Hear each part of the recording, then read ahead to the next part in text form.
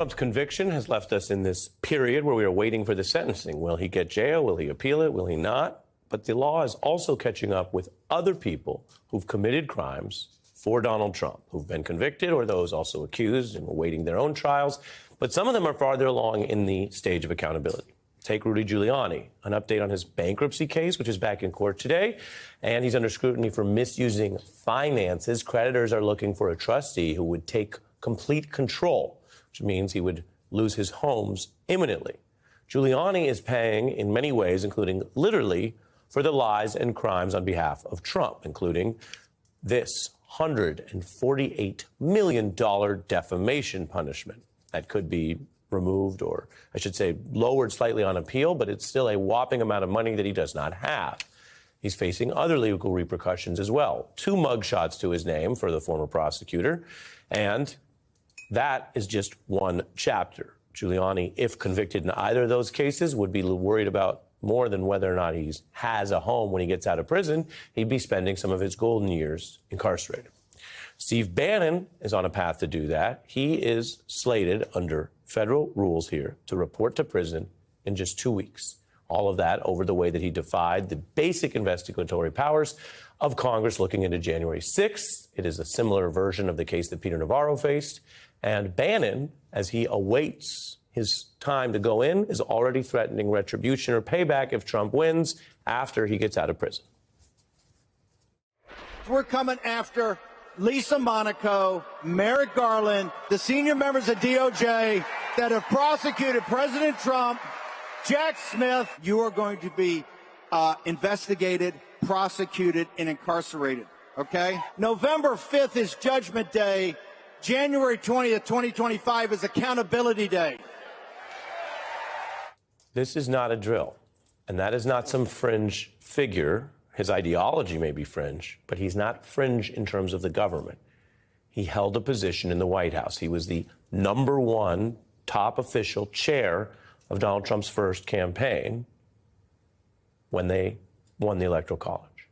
So this is someone with government experience, now, of course, a convict as well, vowing revenge on other government officials who are just doing their job. Not a drill. Now, Trump and his aides and allies had plots for a coup. They are facing all kinds of consequences, so many that we keep updating this chart. And as you can see, some have been convicted, some have faced a range of consequences, some have been disbarred, and others are, as I will always say, legally presumed innocent as they await trial. But it is a lot. And this is the kind of accountability that they obviously did not expect. The elites, the multimillionaires like Bannon, the people who were in government, they thought they would get through all of this. In a similar way that some of those people who walked in and out of the Capitol filming their own crimes on their own phones that they posted online only did that out of the arrogance of thinking that they would not get in trouble. This is part of the authoritarian creep that we are dealing with in America. And for this discussion tonight, I'm joined by Vanity Fair's Molly Jong-Fast and former civil attorney for the Southern District of New York, Maya Wiley. Welcome to both of you. Maya, I mentioned that type of arrogance because it is one of the only ways to explain how people who are not low IQ, they are not stupid or idiots, and I don't mean that pejoratively, but they're not people who had no idea about anything.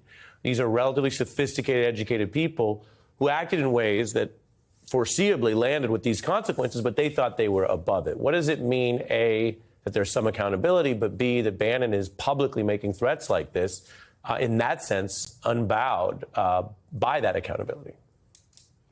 Well, you used the right term, Ari, at the top, which was authoritarianism. I mean, the center of authoritarianism is the idea that there should be some people who are aggrieved and need to be protected by power, and they're usually the powerful. And in this case, you know, if you show up with Donald Trump somewhere, you're likely to be showing up in a crime scene. And that's the pattern that we've seen based on all the prosecutions we've seen against Donald Trump and all the prosecutions against the people who are close to him. That is almost unprecedented. I can't think of any other former or current president that has ever had that level of criminal indictment swirling around them.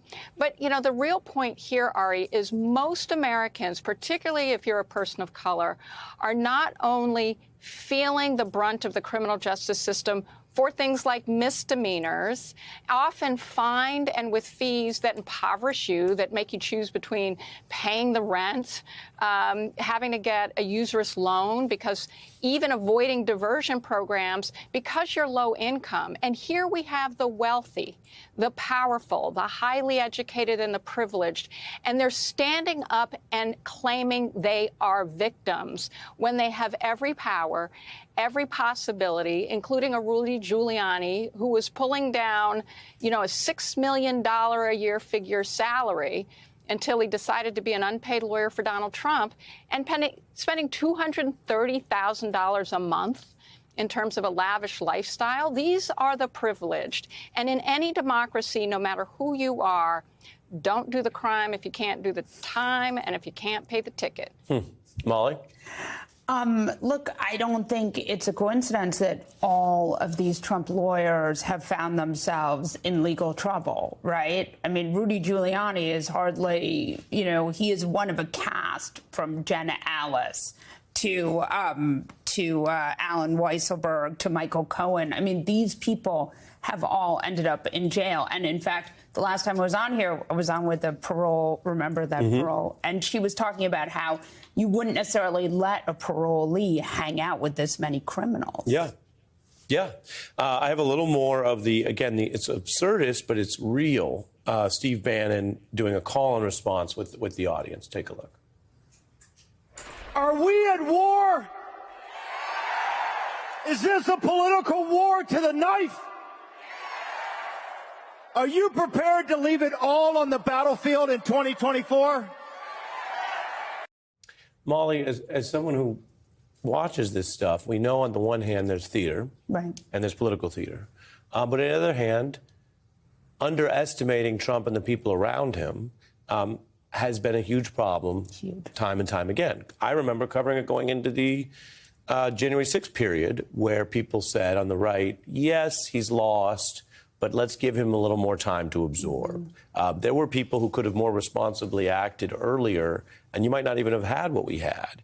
And so that tendency to say, oh, well, that's Steve Bannon, he's extreme, but he's going to go to prison, and that's just them making, trying to make an exciting speech. Is it that, or should we take it more literally? No, we should definitely take it literally. And Steve Bannon is not the only one. Members of Trump World, Trump himself, some of his people have made threats, have said we're going to enact retribution. I mean, this is crazy stuff. We live in America. None of it is supposed to work this way.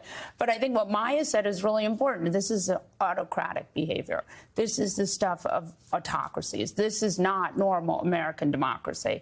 And I think, look, they have brought the fever pitch up again and again, and that is because they want their people to be willing to do anything, which, again, is very scary and dangerous.